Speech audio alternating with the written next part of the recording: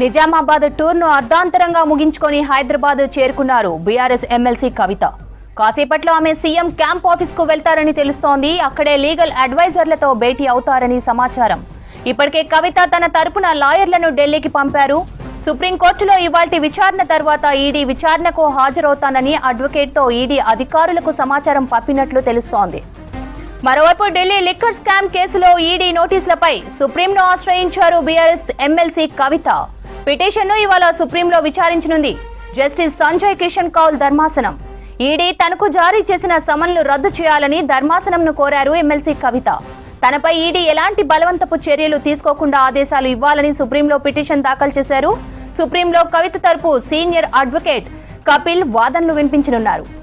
సుప్రీంలో BRS MLC కవిత petition ఇతర అంశాలకు సంబంధించి మరిన్ని వివరాలు శివారెడ్డి లైవ్ లో అందిస్తారు. శివ, కవిత ఇంటి దగ్గర సిచ్యువేషన్ ఏంటి? కవిత అయితే ప్రస్తుతం ఇంట్లో ఉన్నారు. యాక్చువల్ గా 3 రోజుల నిజామాబాద్ పర్యటన కోసం మొన్న పోయినారు. ఈ రోజు కామారెడ్డిలో ప్రోగ్రామ్స్ ఉండే, కానీ ఈడీ నోటీసుల టైంలో నిన్న సాయంత్రమే అర్ధాంతరంగా పర్యటన ముగించుకొని వచ్చింది. ఈ రోజు కామారెడ్డిలో ప్రోగ్రామ్ లో పార్టిసిపేట్ చేసిన పార్టీ ర్యాలీ ప్రోగ్రామ్స్ లో దానిలో కవిత పార్టిసిపేట్ చేసిన చీఫ్ గెస్ట్ గా. బట్ ఈ నోటీసుల టైంలోనే నోటీసులు రావడంతో నిన్న సాయంత్రమే హైదరాబాద్ కు వచ్చిండ్రు. ప్రస్తుతం అయితే ఇంట్లో ఉన్నారు. న్యాయవాదులతో చర్చలు జరిపిన తర్వాత తదుపరి నిర్ణయం ఎట్లా ఉండాలి, సుప్రీంకోర్టు విచారణ కూడా ఉంది కాబట్టి సుప్రీంకోర్టులో కూడా ఈ రోజు ఏదో ఒక అంశం తేలబోతుంది. అంశం తేలిన తర్వాతనే ఈడీ విచారణకు అటెండ్ కావాలన్న నిర్ణయంతో కవిత ఉన్నారు. యాక్చువల్ గా ఈ రోజే ఈడీ నోటీస్ ప్రకారం ఈ రోజు ఈడీ ముందుకు పోవలసి ఉండే. మార్చి నెలలో 3 రోజులు ఈడీ విచారణకు అటెండ్ అయ్యారు కవిత. ఇప్పుడు మళ్ళీ ఈడీ నోటీస్ ఇచ్చింది కాబట్టి ఈ రోజు అటెండ్ కావాల్సి ఉండే. బట్ సుప్రీంకోర్టులో కూడా ఈ రోజే విచారణ ఉంది. సేమ్ లాస్ట్ సుప్రీంకోర్టులో ఈ హియరింగ్స్ జరుగుతున్నాయి. లాస్ట్ 6 months అయింది తనను ఈ కేసులో ఈడీ బలవంతపు చర్యలు పాలనకుండా, అంటే అరెస్ట్ లాంటివి చేయకుండా ఉండాలని.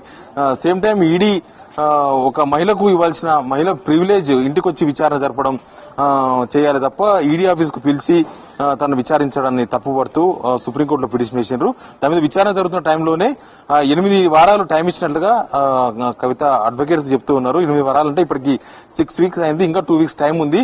2 weeks వరకు సుప్రీంకోర్టుకు మళ్ళీ ఆన్సర్ చేయాల్సింది కవిత.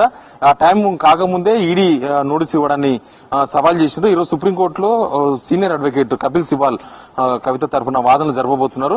సుప్రీంకోర్టు 8 వారాల టైం ఇస్తే, అంటే 2 నెలలు టైం ఇస్తే ఇంకా 2 వారాలు మిగిలి ఉండగానే ఈడీ నోటీస్ ఇవ్వడాన్ని తప్పుపడుతున్నారు.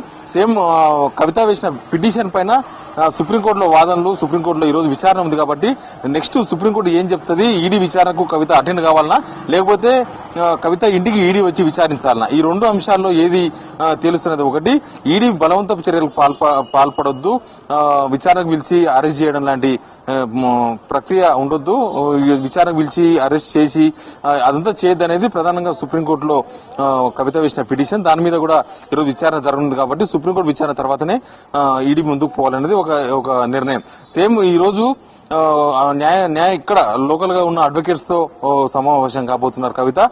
ఈడీ నోటీసు వచ్చిన నేపథ్యంలో ఆ నోటీస్ లో ఏముంది, ఆ నోటీస్ కు ఏం రిప్లై ఇవ్వాలి, నోటీసు ఈ రోజు సాయంత్రం లోపు ఈడీకి మెయిల్ ద్వారా రిప్లై ఇవ్వాలని కవిత భావిస్తున్నారు. అందుకే ఇక్కడనే అడ్వకేట్స్ తో సమావేశం కాబోతున్నారు. సేమ్ అడ్వకేట్ జనరల్ తో ప్రగతి భవన్ లో సమావేశం జరిగే అవకాశం ఉన్నట్టు చెప్తున్నారు. బహుశా సీఎం కేసీఆర్ అడ్వకేట్ జనరల్ తో సమావేశం అయిన తర్వాత ఈడీకి రిప్లై ఇచ్చే అవకాశం ఉంది. ఈ రోజు విచారణకు అటెండ్ అవుతలేరు కాబట్టి దానికి ఏం రిప్లై ఇవ్వాలనేది న్యాయవాదులతో చర్చించిన తర్వాతనే రిప్లై ఇచ్చే అవకాశం అయితే కనిపిస్తుంది. కానీ మార్చిలో అటెండ్ అయిన టైంకు ఇప్పటికీ కేసులో చాలా డెవలప్మెంట్స్ కనిపిస్తున్నాయి స్రవంతి. అప్పుడు మార్చిలో అటెండ్ అయినప్పటికీ సౌత్ గ్రూప్ మెంబర్లు అప్పటికి చాలా మంది అరెస్ట్ అయ్యారు. సౌత్ గ్రూప్ టీమ్ మెంబర్స్ గా చెప్తున్న వాళ్ళందరూ అరెస్ట్ అయ్యారు. వాళ్ళంతా జైల్లో ఉన్నారు. కానీ వాళ్ళు ఏం వాంగ్మూలం ఇచ్చిండ్రు, లేకపోతే వాళ్ళు ఏం స్టేట్మెంట్స్ ఇచ్చిండ్రు అనేది కొద్దిగా కన్ఫ్యూజన్ స్టేట్మెంట్స్ ఉండే. కానీ ఇప్పుడు అట్లా లేదు. ఈ 6 months లో ఈ సౌత్ టీమ్ లో ఉన్న వాళ్ళు చాలా మంది అప్రూవర్ గా మారిపోయినారు. మెయిన్ గా మాగుంట శ్రీనివాస్ రెడ్డి, మాగుంట రాఘవరెడ్డి, శరత్ చంద్ర రెడ్డి, వీళ్ళు ముగ్గురు ఈ సౌత్ టీమ్ లో చాలా ఇంపార్టెంట్ మెంబర్స్, కీలక వ్యక్తులు. వీళ్ళే కవితతో కలిసి ఈ వ్యాపారం చేసిరని అభియోగాలు మోపిండ్రు ఈడీ, సిబిఐ. కాబట్టి కాబట్టి వాళ్ళు ఆల్రెడీ అప్రూవ్ గా మారిపోయింది కాబట్టి వాళ్ళు ఇచ్చిన స్టేట్మెంట్స్ ఏందనేది చాలా ఇంపార్టెంట్. సేమ్ మార్చిలో ఈడీ ముందుకు వచ్చినప్పుడే కవిత వాడిందని ఈడీ చెప్పిన ఆ మొబైల్ ఫోన్స్ అన్ని కూడా సబ్మిట్ చేసిండ్రు. బహుశా ఈ 6 నెలల టైంలో ఈడీ ఆ ఫోన్లో ఉన్న డేటాను రికవరీ చేసిండ్రా, ఆ డేటాను ఏమన్నా విశ్లేషించిండ్రా, దానిలో ఈడీ ఏం రాపట్టగలిగింది, ఇవన్నీ కూడా చాలా ఇంపార్టెంట్. విచారణకు అటెండ్ అయితే ఖచ్చితంగా ఆ ఫోన్లో ఉన్న డేటా ఆధారంగా లేకపోతే ఈ అప్రూవర్ గా మారిన ఈ సౌత్ టీమ్ మెంబర్స్ వాళ్ళు ఇచ్చిన స్టేట్మెంట్స్ ఆధారంగా అప్రూవర్ గా మారిన తర్వాత ఏం స్టేట్మెంట్ ఇచ్చింది చాలా ఇంపార్టెంట్. కాబట్టి వాళ్ళు ఇచ్చిన స్టేట్మెంట్స్ ఆధారంగానే కవిత నెక్స్ట్ విచారణ ఉండే అవకాశం ఉంది అనేది మామూలుగా న్యాయ నిపుణులు చెప్తున్నారు.